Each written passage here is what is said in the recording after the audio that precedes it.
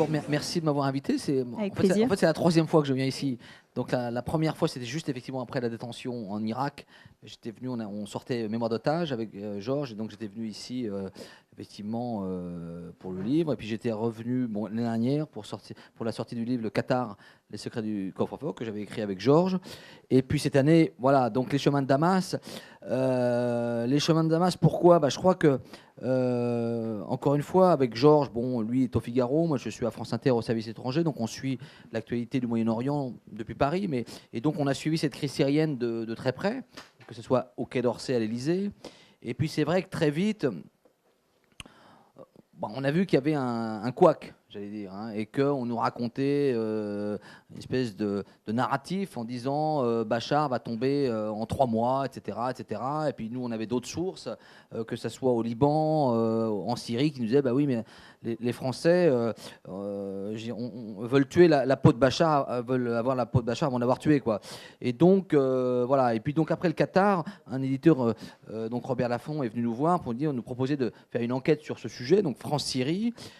Parce qu'effectivement, comme je vous le disais tout à l'heure, c'est vrai que les Français ont, dans la conscience collective, se rappellent de l'Algérie, la Tunisie, le Maroc, où la France avait été puissante coloniale, mais c'est vrai qu'on se souvient moins de cette histoire qui est presque un petit peu oubliée. France-Syrie, on connaît que le Liban, évidemment. Et donc, on a voulu remonter un peu le fil de cette histoire. Alors, ce n'est pas un livre d'historien ni d'essayiste, ce n'est pas un pamphlet, c'est une enquête journalistique. Mais on rappelle quand même cette histoire qui est quand même un peu oubliée des Français.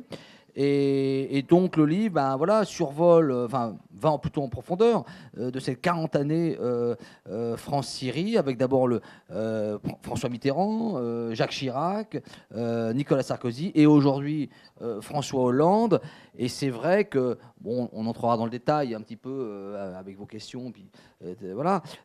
On a quand même l'impression d'une relation tortueuse, semée de cadavres, souvent dans l'émotion, d'amour-haine, et que finalement, on n'a jamais vraiment compris ce pays, et que côté français, on était beaucoup dans l'émotion, la personnalisation du régime syrien, alors que de l'autre côté, on était plus dans un temps long, une relation d'État à État, et qu'on n'a jamais été raccord, je veux dire, dans les temps, c'est-à-dire qu'on était toujours un petit peu en désaccord, et que à une lune de miel succédait quasiment immédiatement une période de haine. Et là, aujourd'hui, évidemment, on est dans une période très difficile, où on a rompu depuis 2012, 2011-2012. Et donc, voilà, donc on a essayé de raconter à la fois l'histoire et puis la crise syrienne depuis 2011, comment la diplomatie française avait traité cette crise. Et on va s'apercevoir qu'on a commis quand même beaucoup d'erreurs, ce qui est à la limite assez surprenant, compte tenu du passé commun entre la France et la Syrie. Encore une fois, on a créé ce pays, on a créé les frontières. Après la Première Guerre mondiale. On a même bombardé Damas 3 fois au XXe siècle, en 25, en 26 et en 45. L'indépendance de la Syrie, c'est en 46. On a donné un morceau de la Syrie aux Turcs, le Sanjak d'Alexandrette, en 39. On a formé des élites, etc. Donc on a quand même une densité forte et une relation forte avec ce pays. Et pourtant, on va faire les mauvais choix en 2011, pensant que c'était peut-être l'occasion de régler son compte pour une bonne fois pour toutes au régime syrien, qui nous avait tué un ambassadeur à Beyrouth en 81. Voilà, et donc on va partir sur de mauvaises pistes, et aujourd'hui on aboutit à une forme d'impasse. Et voilà, la schizophrénie, oui, c'est-à-dire qu'il y a une espèce de double langage, c'est-à-dire que vous avez à un moment Chirac qui va tendre la main à Bachar al-Assad, et puis après vous avez l'assassinat de Rafi Hariri au Liban. Donc là, à l'époque, Chirac veut faire rendre gorge au régime syrien, et en même temps, au même moment, on va livrer des hélicoptères Dauphin pour la présidence syrienne, deux hélicoptères pour Bachar, pour sa présidence, et puis on va même fournir au même moment un système de communication pour la garde rapprochée de Bachar el-Assad. Donc on veut la chute, et puis en même temps on livre des choses. Donc c'est, j'allais dire, toute comparaison, elle n'est pas forcément bonne, mais là récemment François Hollande voulait évidemment la chute du régime, et puis en même temps, on révèle dans le livre, en décembre 2013, François Hollande envoie une délégation d'espions, DGSE, DCRI, à Damas, alors que, encore une fois, la France veut la chute du régime, pour demander à Bachar, en tout cas au chef de ses espions, chef Ali Mamlouk, hein, qui représente les services de renseignement, s'il peut nous aider sur le dossier des djihadistes, s'il pourrait nous donner quelques listes pour essayer de les contrôler, etc. Donc là, on a vraiment une schizophrénie, c'est-à-dire qu'on veut la chute et on demande de l'aide. Donc il y a une contradiction, et toute la relation franco-syrienne est semée effectivement de contradictions, d'inconséquences et de virevoltes finalement. C'est le général Rondeau qui nous fait la préface. Donc c'est quelqu'un qui connaît très bien la Syrie, puisque son père, qui s'appelait Pierre, a été le fondateur du 2e bureau dans les années 40 à Beyrouth et des services de renseignement finalement syriens, parce que c'était l'époque du mandat, etc. Et Philippe Rondeau, qui est donc un peu le maître espion français, c'est lui qui a arrêté Carlos et qui débute sa préface. Il dit j'arrive en 56, j'arrive en Syrie. Voilà. Donc c'est quelqu'un qui a une connaissance intime de ce pays, puisqu'il avait rencontré la plupart de ses dirigeants, etc. Donc je ne sais pas si c'est un complexe colonial, mais encore une fois, je pense qu'il y a un côté revanche. C'est-à-dire que encore une fois, on a eu de graves désaccords avec la Syrie, des accords géopolitiques. Pour la Syrie, le Liban fait partie de la Syrie, historiquement. Pour la France, on a été protecteur des chrétiens, on a été protecteur de l'indépendance du Liban. Donc là, il y a eu des affrontements. Sur la question palestinienne, il y a eu aussi des affrontements.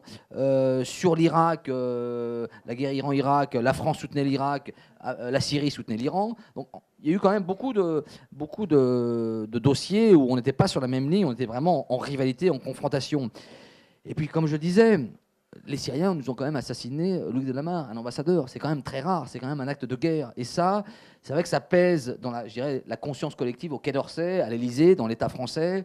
Et c'est vrai qu'il y a un lobby anti-syrien très fort dans les institutions françaises, au Quai d'Orsay, etc. Donc là, il y a aussi cette mémoire. C'est pas forcément, encore une fois, quelque chose de colonial, même si vous vous souvenez la phrase de François Hollande au moment où on devait frapper la Syrie, où il dit on va punir le régime, ce qui est pour le coup presque un terme colonial, mais je pense qu'il y a une revanche à prendre. C'est un régime qui effectivement nous a fait mal, nous a causé des problèmes, et que, encore une fois, comme Jacques Chirac en 2005 pensait que on allait régler le compte de la Syrie, Nicolas Sarkozy, puis François Hollande pensent qu'effectivement, c'est l'occasion historique de régler le compte du régime syrien. Et encore une fois, c'est comme ça, mais on verra la suite, parce que l'histoire s'écrit. Le régime syrien a usé Jacques Chirac, il a usé Nicolas Sarkozy, et il va sans doute user François Hollande. C'est vrai que Chirac et Hariri, c'était plus que deux amis, c'était deux frères. Voilà, d'ailleurs même Jacques Chirac est encore logé par le clan Hariri. Je veux dire, son appartement quai Voltaire appartient à Hariri. Donc voilà, c'est quelque chose de très fort.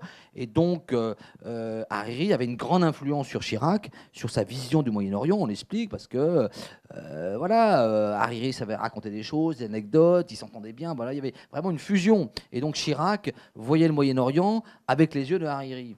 Et donc quand son ami est assassiné à Beyrouth, Chirac évidemment pète un câble, et pour lui et pas de doute c'est les Syriens, parce qu'il n'y a qu'eux qui peuvent faire ça selon lui, parce qu'ils ont les services, ils sont encore présents, ils occupent encore le Liban.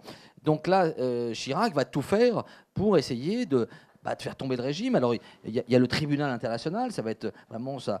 Il va pousser jusqu'au bout, il va lancer ses services. On raconte l'enquête de la DGSE, tous les experts sécuritaires qui vont à Beyrouth pour essayer de trouver des indices, etc., pour essayer de confondre le régime syrien.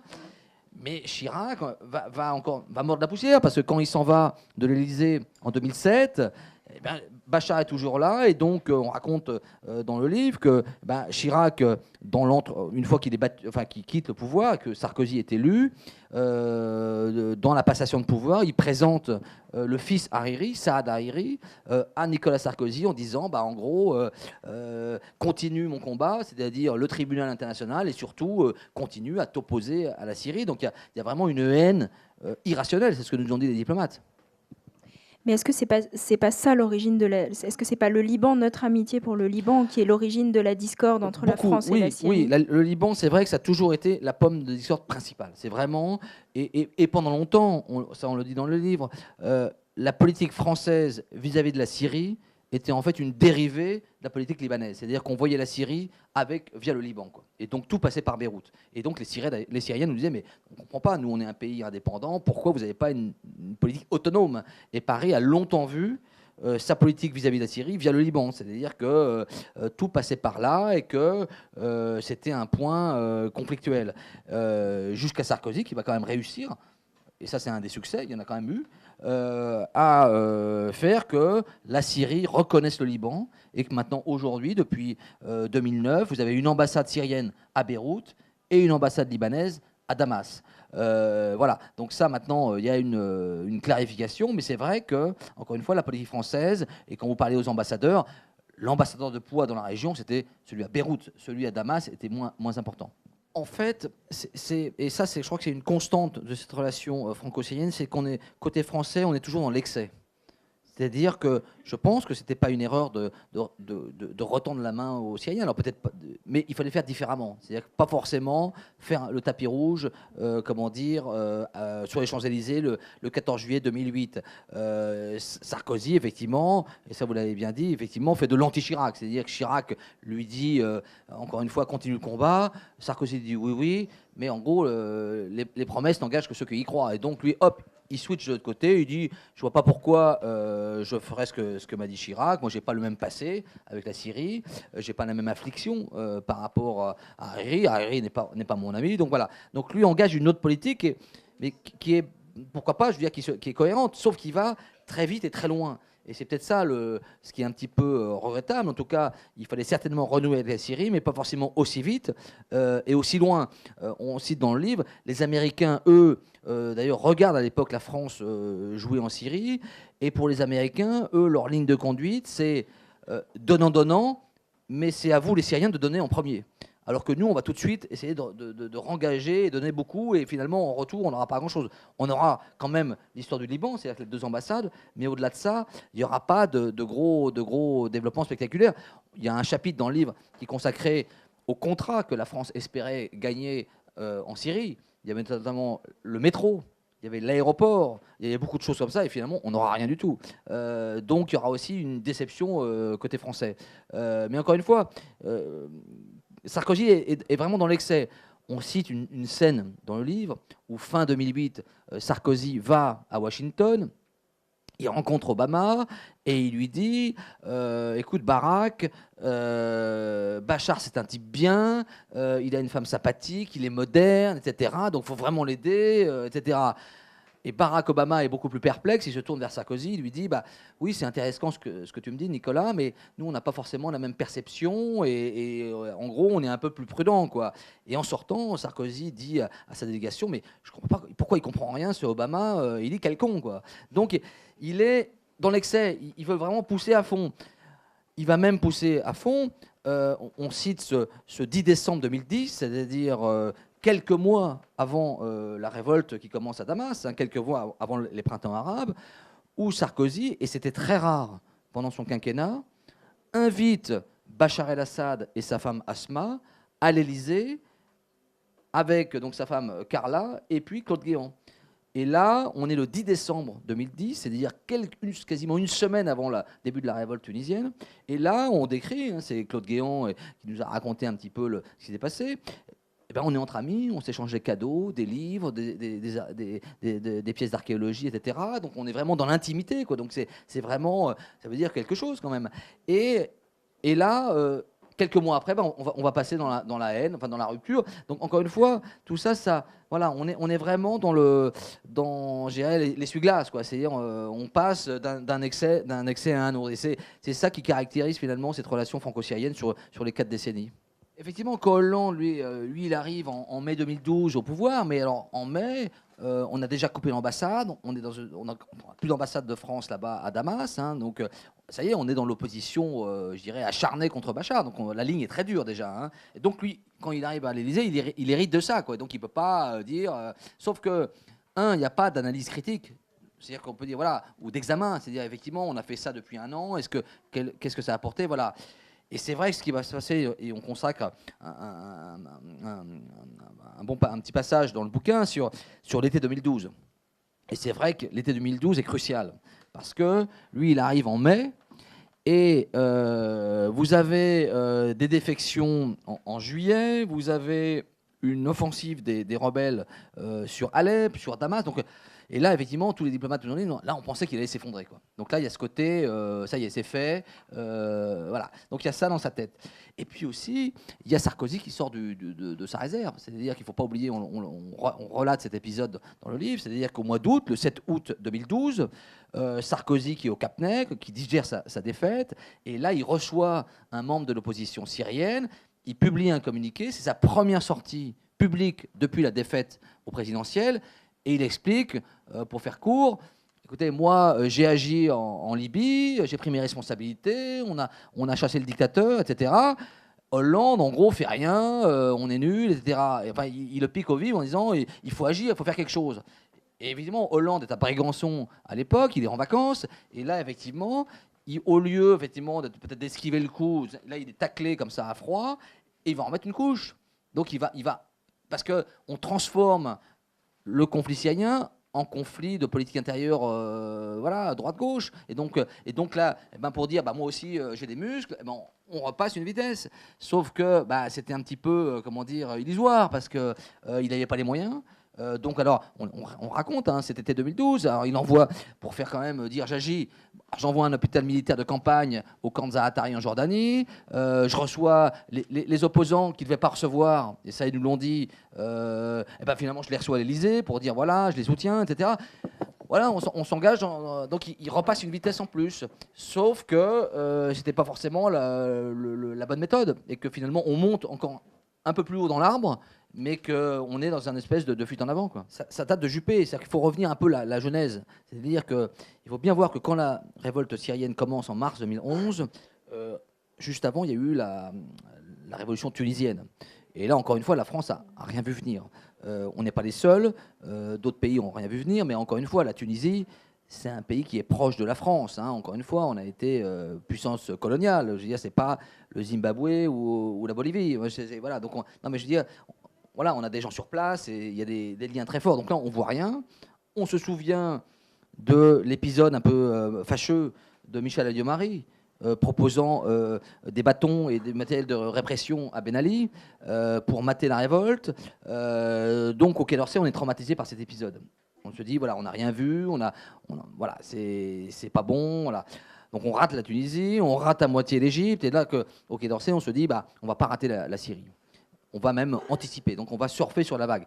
Et donc ça, c'est ce qui est en cours à l'époque. On a Juppé, qui est aussi donc, chiracien, marqué par l'affaire Hariri, qui dans son esprit se dit, voilà, c'est l'occasion de faire, encore une fois, de faire plier le régime.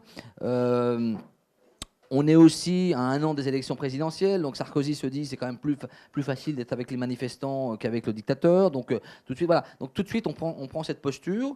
Et encore une fois, on va faire des mauvais calculs. Et puis, alors, ce qu'on raconte aussi dans le livre, c'est qu'on se brouille très rapidement avec les Russes, qui avaient quand même un poids, c'était une clé dans cette crise.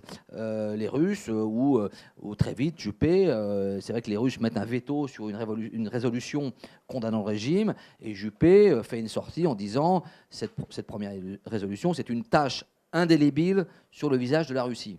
Donc forcément, à Moscou, ils sont en colère. Et donc, résultat, Lavrov, le ministre des Affaires étrangères russe, ne prendra plus Juppé au téléphone tout le long du quinquennat. Donc on ne parle plus aux Russes, qui sont pourtant un acteur essentiel de la crise. Donc voilà, donc tout ça, bah, on se ferme des portes, on est très rhétorique, on parie sur une opposition qui n'a pas de poids. Bah, au total, voilà. Et aujourd'hui, on voit le résultat. Donc oui, c'est un échec. C'est un échec. Et au sein du Quai d'Orsay, vous avez des gens, et voilà, c'est vrai que parfois les diplomates ne sont pas forcément très courageux, mais bah, qui disaient ça, qui disaient attention. Éric Chevalier, notre ambassadeur sur place à l'époque, qui est à Damas, dit à Paris, attention, le régime a encore de la résilience. C'est vrai qu'il y a des manifestants, ça bouge, il y a le printemps arabe qui est là, mais en même temps, il y a un régime qui peut encore mordre, qui a des crocs. Et à Paris, on lui dit non, on ne veut pas entendre ce discours. Ce discours, ça, c'est tu fais le jeu du régime. On ne va pas soutenir un dictateur. Donc, on n'a pas de recul. Et donc, on part sur cette voie avec une espèce de doxa politique qui vient d'en haut, de l'Élysée, qui descend sur les services de renseignement, sur les militaires, sur les diplomates. Maintenant, on pense comme ça. Bachar va tomber et il tombera. en fin de compte, la France a sous-estimé le régime de Bachar el-Assad. C'est pour ça que, vous l'avez dit, on a plutôt soutenu la résistance, l'opposition. Oui. Et pourtant, Bachar el-Assad est toujours là. Mais maintenant, finalement, est-ce qu'on n'a pas besoin de lui pour combattre l'État islamique ? Ça, c'est la grande question politiquement pas correcte. C'est-à-dire, effectivement, maintenant, on a un résultat que vous connaissez tous, quoi, où vous avez effectivement un régime syrien qui est toujours là. Bon, qui n'est pas prêt de tomber, je veux dire, dans les 6 mois.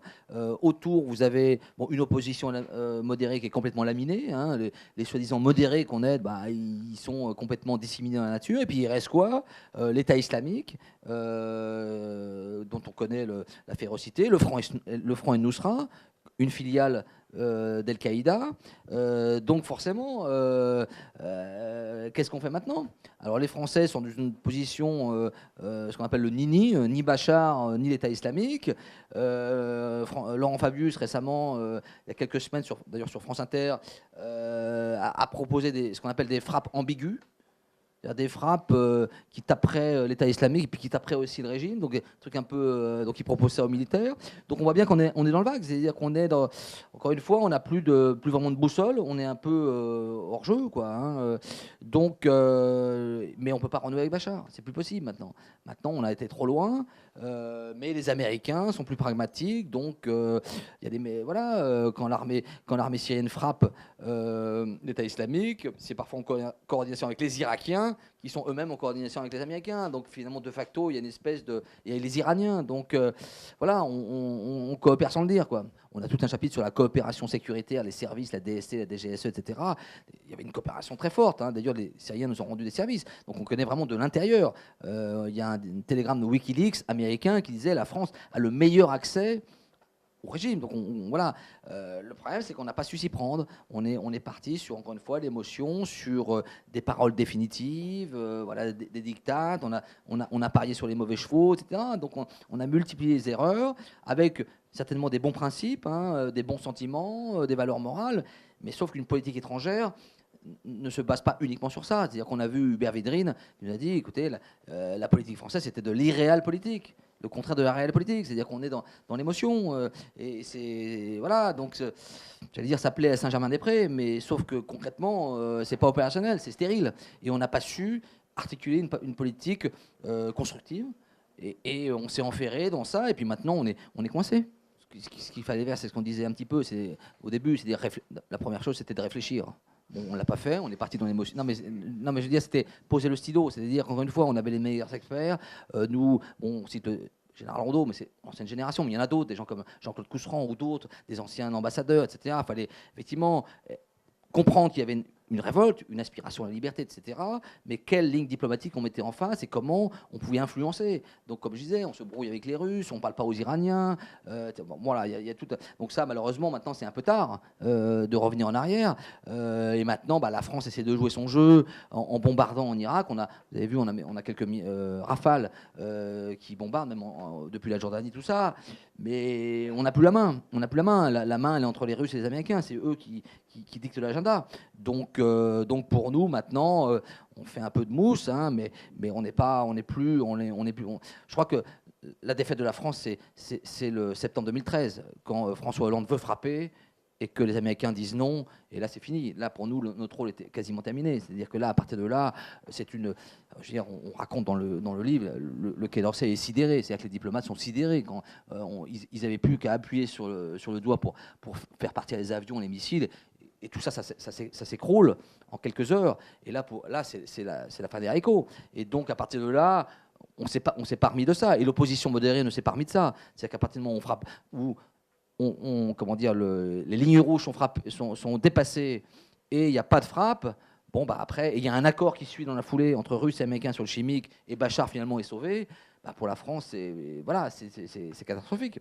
Donc maintenant, pour la France, c'est essayer de se raccrocher un peu au wagon, mais c'est quand même très très compliqué. Là, on ne peut plus faire grand-chose. C'est-à-dire que maintenant, les Français pensaient, alors ça, on pourrait y revenir, pensaient que Bachar allait tomber en 3 mois, 4 mois. Ça nous a été répété mais des dizaines de fois, à l'Élysée, au Quai d'Orsay, tout le monde, voilà.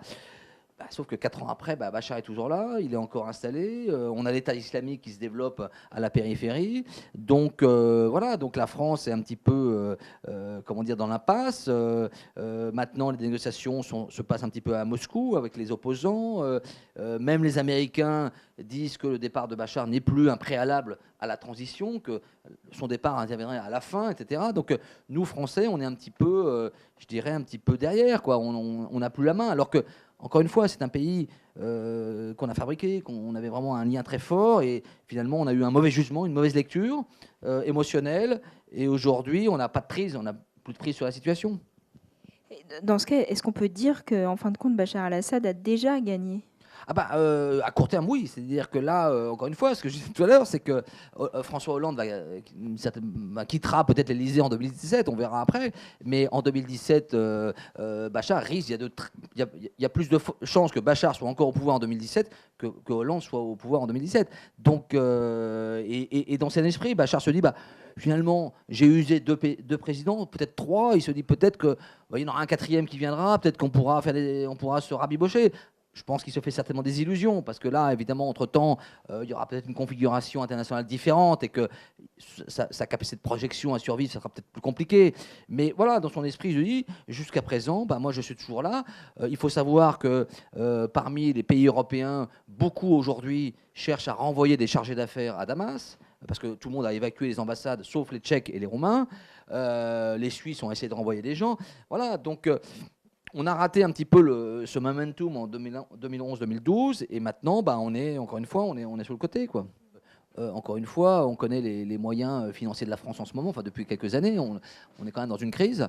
Et c'est vrai qu'assez vite, la diplomatie française va un peu déléguer le dossier syrien aux Qatariens, à nos amis qatariens, qui ont, eux, de l'argent, des moyens, ce qu'ils ont fait en Libye d'ailleurs. Hein. On raconte dans le précédent livre sur le Qatar, le secret du coffre-fort. Je veux dire, c'est quand même les Qatariens ont livré 20 000 tonnes d'armes. Hein. Ils ont financé, et pas forcément les modérés. Hein. Ils ont financé des gens plutôt des barbus. Voilà. Ils refont le même coup sur la Syrie. Il y a l'Arabie Saoudite qui joue un rôle. Alors c'est vrai que notre politique, maintenant, si on veut la caractériser, on est très proche des Turcs. Et le Golfe, alors on publie ça en annexe, une lettre de François Hollande au roi d'Arabie Saoudite, hein, qui fait un petit peu la danse du ventre parce qu'il aimerait bien avoir des contrats. On a un télégramme diplomatique de notre ambassadeur sur place, Besancenot, qui fait tout le récapitulatif, c'est un peu le magazine La Redoute. Hein. Il y a les contrats en 2013, en 2014, tout ce qu'on va. Voilà. Donc on espère le jackpot, on espère finalement. C'est-à-dire qu'on espère que notre convergence politique avec les pays du Golfe va se traduire par des contrats. Alors on a déjà eu le contrat de métro de Riyad, etc. Donc on est aussi un peu dépendant de ça. Il ne faut pas se cacher. C'est-à-dire que les Émirats, le Qatar, l'Arabie, c'est des contrats, c'est des dizaines de milliards. Hein. On espère même vendre le Rafale là-bas. Hein. Comment ? Depuis longtemps, non, mais je veux dire, donc oui, il y a un poids économique financier. Voilà, quand on connaît l'état de la France, évidemment, on peut pas faire la fine bauche. Et voilà, donc c'est vrai qu'il y a aussi ce côté-là qu'il ne faut pas négliger, et on en parle à la fin sur les annexes, quoi. Surtout, on ne l'a pas vu venir, c'est-à-dire que là, ce qu'on explique bien, c'est que la France est sur une position maximaliste en disant, voilà, Bachar va tomber, on soutient une opposition modérée. Quand on commençait à écrire dans la presse qu'il y avait des islamistes, etc., on dit non, mais là, vous êtes pro-Bachar ou vous ne voyez pas la situation. C'est les Américains qui vont voir très vite ces gens-là monter en puissance. C'est-à-dire que dès l'automne 2012, les Américains mettent le Front Al-Nusra, le fameux Front Al-Nusra, sur la liste du terrorisme. Et Laurent Fabius dit au même moment, quasiment, le Front Al-Nusra fait du bon boulot. Parce qu'on ne veut pas voir. Parce que les Américains, eux, ont l'expérience de l'Irak. Ils commencent à avoir, eux, ils les ont vus en Irak, à Fallujah, etc. Ils en ont emprisonné.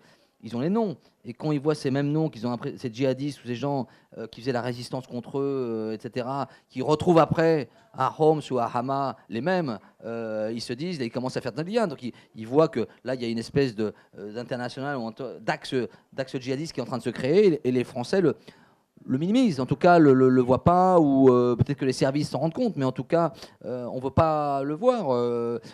Et encore une fois, Fabius qui dit le Nusra fait du bon boulot, voilà. Donc voilà, donc on a un petit peu, encore une fois, on a été un peu aveuglé, on n'a pas voulu voir les réalités du terrain.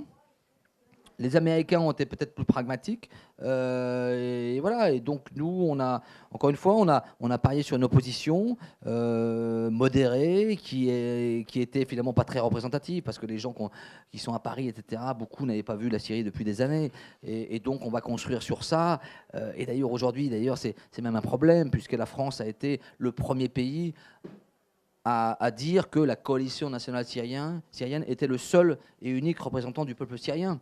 Donc c'est un acte diplomatique fort, sauf que maintenant cette coalition elle représente plus grand monde, et maintenant les Russes et les Américains sont en train de dire à la coalition, bon, c'est bien, mais je veux dire, il y a d'autres opposants, on va essayer de faire une autre délégation d'opposition. Donc nous, on s'est un peu piégé, c'est-à-dire qu'on est monté très vite en rhétorique, et finalement, au total, on est un petit peu dans le ruisseau. Encore une fois, on a dit on aide les modérés, on a promis une ambassade à la coalition à Paris.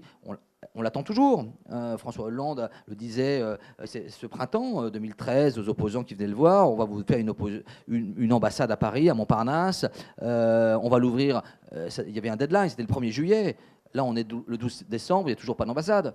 Donc voilà, on a fait beaucoup de promesses, beaucoup de rhétorique. On a promis de livrer des armes, on n'a rien livré. On a promis de bombarder, on ne bombarde pas. Donc ça fait beaucoup quand même. Enfin, ils sont pragmatiques, c'est-à-dire qu'ils sont capables de rectifier des erreurs, de s'adapter. Encore une fois, très vite, ils voient les islamistes, très vite, parce qu'on raconte aussi, parce qu'après, bon, Hollande, évidemment, il est là, il dit, qu'est-ce qu'on fait, tout ça. Donc il demande à ses conseillers de cogiter une politique, et à un moment donné, il y a toute la politique des zones libérées. On vous a parlé des zones libérées, et donc l'idée, c'était de créer une sorte de GPRA, un gouvernement provisoire algérien, ou un espèce de gouvernement qui prendrait, voilà. Et les Américains, très vite, s'aperçoivent que c'est de la foutaise, parce qu'effectivement, qui sont sur place, c'est déjà les djihadistes. Donc donner le pouvoir donc voilà, donc les Français sont dépassés très vite par la réalité. Et donc encore une fois, c'est vrai, les Américains, peut-être par leur expérience, parce qu'ils sont, je sais pas, oui, ils sont plus pragmatiques. Nous, on est un peu rhétorique, on est un peu dogmatique. On a raison, on est au Quai d'Orsay, voilà, on est les meilleurs, quoi. Mais sauf qu'on va dans le mur. Et effectivement, ce qu'on raconte sur l'histoire des frappes manquées, c'est les Américains qui, à la fin, font avorter le truc. Mais ce qui est un peu dommage, c'est quand on n'aurait pas dû en arriver là. C'est-à-dire que là, il y a un manque de clairvoyance du jeu américain, du jeu russe. C'est-à-dire que c'est là où les Français se sont laissés fourvoyer. C'est-à-dire qu'on a agité le chiffon rouge et puis on a été droit dans le mur, quoi. Voilà, on aurait dû être plus prudent, plus clairvoyant, avoir un plan B. On n'avait pas de plan B. Le plan B, on est tombé comme ça, et puis c'est tout. C'est ça le problème. Et c'est là que notre diplomatie décroche un petit peu, et qu'on ne comprend pas les rapports de force, etc.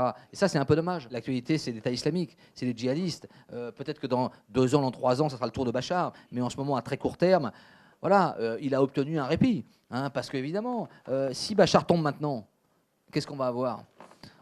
Si on a l'État islamique, si on a le front Nusra, ça veut dire que là, pour le coup, ils vont jusqu'à Beyrouth. Et puis après, je veux dire, ça descend la Jordanie, Israël, je veux dire, voilà. Donc, il y a un moment donné, oui, entre la peste et le choléra, c'est le moindre mal, et que voilà, parce que s'il tombait, évidemment, personne ne pourrait dire. C'est pour ça que les Américains sont inquiets. Ils disent Bachar partira à la fin, mais pas au début du processus, parce que laisser la Syrie dans le contexte actuel.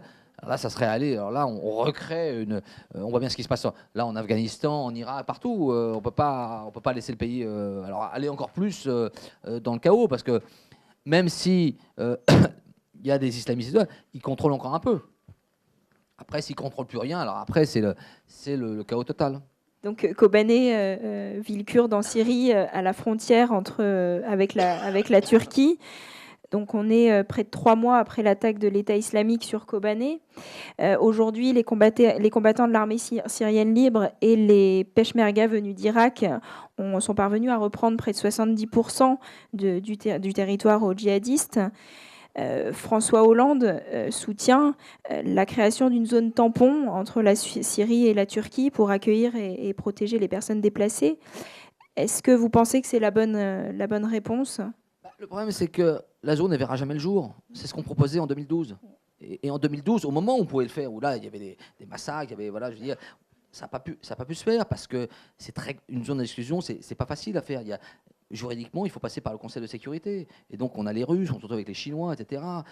Donc ça, on n'a pas pu le faire en 2012. Pourquoi on le ferait maintenant ? D'autant que maintenant, les Kurdes disent, la zone tampon, c'est un coup des Turcs pour qu'ils nous empêchent d'avoir un État pour notre autonomie. En fait, ils nous visent. Donc la zone tampon, elle n'aura jamais lieu. Donc mais on essaie de remettre au goût du jour cette idée qui est, voilà, qui peut être intéressante, mais pratiquement très difficile, parce qu'en plus, ce qui dit zone d'exclusion, enfin zone tampon, c'est-à-dire de créer un territoire de 10-20 km en territoire syrien protégé, mais qui va protéger? Donc effectivement, il faut des défenses aériennes, il faut de l'aviation, etc. Voilà, donc c'est compliqué à mettre en œuvre. Et puis après, au sol, comment ça se passe? Et les Kurdes ne sont pas d'accord. Donc tout ça, c'est encore une fois, c'est... Là, on est un petit peu dans comment dire, encore une fois, là, essayer de trouver des idées, mais qui ne sont pas opérationnelles. Encore une fois, ça ne fonctionne pas. C'est pas ça qui va régler la crise. Et malheureusement, la crise des réfugiés syriens, enfin, c'est une crise énorme. Mais encore une fois, la politique française, c'est de dire, on aide les Kurdes d'Irak, on leur donne des armes, on leur a donné des conseillers militaires. Par contre, on n'a pas aidé les Kurdes syriens. C'est-à-dire qu'on leur propose une zone d'exclusion, mais là, au moment où il fallait les aider, parce que c'est les mauvais Kurdes. C'est des Kurdes qui sont proches du PKK, qui étaient justement au milieu entre les opposants syriens et le régime. Ils ont vite compris que le régime ne tomberait pas. Et le régime s'en est un peu débarrassé dès le début. Et donc, ils sont un peu au milieu, mais ces gens-là, on les a pas aidés, quoi. Parce qu'ils avaient une alliance un petit peu avec le PKK, etc. Donc, encore une fois, on est brouillon, quoi. C'est-à-dire, il y a beaucoup d'inconséquences. Ce qui s'est passé avec les Kurdes, c'est qu'ils ont été longtemps des citoyens de seconde, avant la révolte, ils étaient souvent des citoyens de seconde zone. Hein. Il n'y avait pas de carte d'identité, donc ils étaient un peu parce qu'ils sont quand même très très loin, à la périphérie, ils sont loin, etc. Donc et puis la révolte commence et là Bachar se dit autant leur donner de l'autonomie, donc on les laisse et ils vont vite s'autogérer eux-mêmes. Donc très vite, les poches kurdes deviennent quasi indépendantes. Sauf que comme je disais tout à l'heure, les Kurdes sont souvent frappés par l'histoire, qui est souvent cruelle pour eux, se disent, là, on connaît bien le régime, on voit les autres, les opposants, qui ne sont pas très... Voilà, donc en gros, on va choisir ni l'un ni l'autre. Donc on va se mettre au milieu, on va essayer de préserver nos zones. Voilà. Et puis, sauf qu'il y a l'État islamique qui arrive, et donc là, il y a cette offensive qui arrive d'Irak, etc. Et donc là, les Kurdes sont en première ligne. Et donc, ils sont en première ligne pour défendre leur territoire. Et c'est là qu'effectivement, ils vont apparaître au grand jour, parce que c'est les seuls qui vont lutter finalement contre l'État islamique, que ce soit en Irak ou en Syrie. Donc les Turcs syriens, maintenant, essaient de défendre leur territoire. Donc ils ont repris une bonne partie de Kobané. Donc il y a 3 poches sur la frontière turque, et ils essaient de défendre leur ville. Mais c'est vrai que c'est compliqué, parce qu'il manque d'armes, et puis les opposants, effectivement, ils les considèrent un petit peu comme la 5e colonne. Ils disent, oui, vous n'avez pas pris vraiment fait et cause contre Bachar, donc ils sont un peu, il y a des doutes, quoi. Mais eux essayent de jouer leur jeu entre tout ça, quoi. Ils n'ont pas d'appui, finalement. Ils n'ont certainement pas l'appui de la Turquie, hein, ça c'est clair. Avec Bachar un petit peu, voilà, il y a quelques voilà. L'État islamique, évidemment, ils sont en première ligne, et puis les opposants viennent un petit peu les aider, voilà, mais ils sont un peu tout seuls, quoi. Alors il y a des Kurdes irakiens qui sont venus, les Turcs les ont laissés passer, et quelques cargaisons d'armes, mais c'est vrai que c'est eux qui sont en première ligne, qui sont un peu tout seuls, quoi. Hein. Avant l'invasion irakienne, donc avant 2003, il y avait à peu près 1 200 000, 1 300 000 chrétiens en Irak. Là, il n'en reste plus que 400 000. Donc ça veut dire qu'il y a 800 000 chrétiens qui sont partis. En Syrie, ils sont, je crois qu'ils sont 8-10%. Voilà. Ils se posent des questions, parce que, évidemment, où aller c'est vrai que, encore une fois, là, le conflit maintenant est quand même un peu religieux, hein, et que c'est une guerre civile. Donc on lutte pour son village. Hein. C'est un conflit maintenant existentiel. Hein, c'est au couteau. Donc c'est vrai que pour eux, c'est aussi une période très, très difficile, parce que, effectivement, l'avenir. Donc tout l'enjeu pour l'avenir, pour la future de la Syrie de demain, c'est comment on va réconcilier les communautés, comment on peut reconstruire une Syrie où tout le monde vit dedans. Et c'est vrai qu'en ce moment, les chrétiens du Moyen-Orient sont très inquiets en voyant ces islamistes, enfin ces djihadistes qui prolifèrent partout. Hein. C'est pas un dictateur tout seul. Derrière, il y a un système, il y a un clan. D'ailleurs, Rondeau le décrit très bien. Il dit effectivement, derrière, il y a ce qu'on appelle l'état profond, où il y a un état secret, c'est-à-dire qu'il y a toute une structure qu'on ne voit pas, clandestine, vous avez des rouages très forts, très sophistiqués, et donc il n'est pas tout seul. S'il était tout seul, il ne serait plus là. Et on nous a vendu aussi un peuple contre un dictateur. C'était plus compliqué. Il y avait une vraie, et d'ailleurs Chevalier dit, il y avait une vraie aspiration à la liberté. C'est-à-dire que s'il y a un pays qui devait être touché par le printemps arabe, c'est bien la Syrie. Mais s'il y avait un pays qui devait résister, en tout cas un régime qui pouvait résister, c'était bien la Syrie, parce que les gens en avaient marre. C'est-à-dire qu'effectivement, il y avait beaucoup de corruption, de la répression, etc. Les gens voulaient, comme tout, je veux dire, les mots d'ordre du printemps arabe, quoi, la dignité, etc. Mais en même temps, Chevalier nous dit, j'écris dans mes télégrammes, au début de la Révolution, les gens, les Syriens, regardent pour leurs aspirations, l'espoir vers Tunis et le Caire, mais leurs angoisses regardent vers Bagdad et Beyrouth, c'est-à-dire la guerre civile, les affrontements sunnites chiites, les minorités. Donc ils sont... Voilà. Et Bachar a joué là-dessus. Il a instrumentalisé ça. Mais vous n'êtes pas sur 80% contre 20%, vous êtes quasiment 50-50. C'est-à-dire que les minorités, c'est 30-35%. Vous rajoutez 15-20% de sunnites, plutôt la communauté d'affaires, voilà, plutôt libérale, etc. Donc vous êtes plutôt dans un rapport 50-50. Donc c'est pas la même chose. Donc là, le régime il est en configuration résistance d'Oron. Alors ce qui le fait tenir, c'est les Russes, les Iraniens, l'Irak, etc. C'est-à-dire que, par exemple, comme avant, c'était les Autrichiens qui imprimaient les billets de banque. Donc évidemment, avec l'embargo, c'est les Russes maintenant qui impriment les billets de banque. Les Iraniens fournissent du troc, etc. Donc il y a toute une économie un petit peu de résistance qui s'est mise en place. Vous avez une inflation, il manque du fuel, du benzine pour l'essence, etc. Donc, mais en même temps, dans les villes, comment dire, tenues par le régime, les marchés sont pleins, il y a de l'activité. Je veux dire, c'est pas, mais c'est une économie de guerre où les gens, comment dire, subsistent. Il y a aussi tous ces seigneurs de guerre qui profitent des trafics des deux côtés. Voilà. Mais le pire, c'est pour tous les réfugiés, ceux qui sont effectivement dans des zones bombardées, effectivement, qui se retrouvent un petit peu sans rien. Beaucoup passent au Liban, passent en Jordanie, passent en Turquie, etc. Mais dans les zones tenues par le régime, voilà, il y a comment dire, la Georges est en ce moment là-bas en Syrie. Il a été à l'attaquer à Tartous et à Damas. Les gens vivent comme ils peuvent, ils survivent, ils vont aux écoles, etc. Ils font, voilà, mais parce que tout n'est pas détruit, c'est-à-dire qu'il y a des zones, vous avez dit c'était Homs, Alep, c'est vrai qu'il y a des zones qui sont complètement rasées, avec les barils de TNT, etc. Mais tout n'est pas détruit. Dans Damas, voilà, il n'y a pas de grande destruction dans le centre-ville. Donc les gens survivent comme ils peuvent. Beaucoup sont partis à l'étranger, on puise dans les réserves, on vend ce qu'on a, etc. Et puis le régime continue à payer les fonctionnaires. Continue à essayer de tourner l'administration. Alors c'est vrai que c'est un peu problématique, mais il y a encore un petit peu d'argent pour payer les fonctionnaires.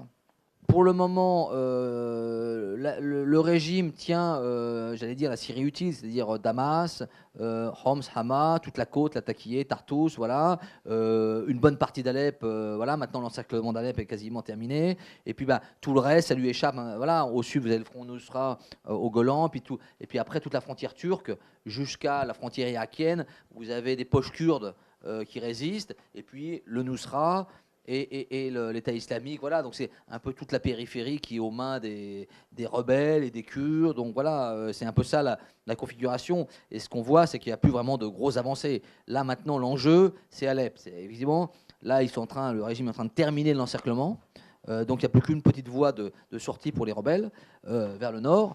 Et donc après, effectivement, il va essayer d'asphyxier. Parce que le problème du régime aussi, c'est qu'il manque d'hommes. Il n'a plus assez d'hommes parce qu'effectivement, il y a beaucoup de pertes chez les Alaouites. Donc c'est pour ça qu'il a besoin du Hezbollah, de l'Iran pour l'aider. Parce qu'il n'aurait pas pu, s'il avait eu suffisamment d'hommes, il y aura une reconquête beaucoup plus rapide. Là, il a du mal à avancer parce que le problème, il faut tenir le terrain. Et ça, c'est compliqué. Mais sa stratégie, c'est un peu d'étouffer au fur et à mesure. Et puis, c'est vrai, comme l'opposition maintenant modérée est quasiment inexistante, et qu'il a en face de lui que Al-Qaïda ou l'État islamique, c'est vrai que dans sa rhétorique, c'est quand même plus simple de vendre sa cause, entre guillemets, qu'avant. Donc, ça change tout, quoi. Parce que l'armée syrienne, avant la révolte, voilà, c'est une armée type soviétique, avec des grandes divisions blindées, etc. Donc, très assez lourde, voilà. Et c'est vrai qu'au début, elle est débordée parce qu'elle a affaire à des manifestants. Après, c'est des petits groupes armés, des partisans, voilà. Et là, elle va vite se reconfigurer, notamment sous l'influence du Hezbollah et des Iraniens, sur effectivement une armée plus mobile, qui s'adapte au terrain. Ils vont créer aussi des milices populaires qui tiennent les checkpoints, donc ça évite à l'armée de... Donc il y a une division du travail, et il va y avoir un travail de reconquête qui va fonctionner. Hein. Je veux dire, à partir de 2013, ça y est, il y a un début de reconquête. Hein. Il y a la bataille de Kousser, il y a pas mal de batailles, Homs, Hama, etc. Là, le problème maintenant, c'est Alep. Hein. Et Alep, c'est quand même une grosse ville. C'était 2 millions d'habitants avant les événements. Il reste 300 000 chez les rebelles. Voilà, donc c'est beaucoup plus long. Les Syriens, en tout cas le régime dit on a le temps, en tout cas ils veulent c'est-à-dire que comme ils sont quand même en flux tendu sur les hommes, ils ne peuvent pas se permettre de partir comme ça à l'attaque. C'est pour ça qu'ils utilisent cette technique des barils horribles de TNT, c'est-à-dire que ça permet de raser les quartiers, de faire fuir les gens, et les rebelles n'ont plus de base arrière, enfin n'ont plus de quartier pour se réfugier et d'avoir une imbrication de la population. C'est-à-dire que c'est des terres brûlées. Donc les gens sont repoussés vers la Turquie, et c'est un peu ça la technique, c'est-à-dire que faute d'hommes, on bombarde, quoi. Donc on a eu quand même beaucoup de confidences de gens de l'intérieur qui nous ont raconté comment on s'était planté. Donc il y a vraiment des scènes, des éléments nouveaux dans le livre. On peut, voilà, il y a même quelques télégrammes diplomatiques qu'on révèle, etc. Donc il y a quand même de la valeur ajoutée. Donc il y a quand même des choses nouvelles, inédites, originales que vous ne trouverez pas dans les agences de presse. C'est pas des secrets d'État, mais c'est un peu effectivement les coulisses. Hein. Les coulisses, on révèle comment à Genève, à la conférence Genève 1, les Français ont joué double jeu, etc. Voilà, enfin c'est vraiment c'est pas des secrets d'État, mais c'est vraiment les coulisses inédites de cette crise, vue du Quai d'Orsay, vue de l'Élysée. Donc il y a des dialogues. On publie un télégramme de la DGSE sur le Hezbollah, comment le Hezbollah fait passer ses armes via la Syrie. Il y a une lettre de François Hollande, il y a voilà, des choses comme ça, des télégrammes diplomatiques. Donc c'est ça, voilà, c'est pas des grands secrets, mais c'est quand même original, inédit, et puis ça apporte une lumière intéressante sur comment effectivement la France a géré cette crise.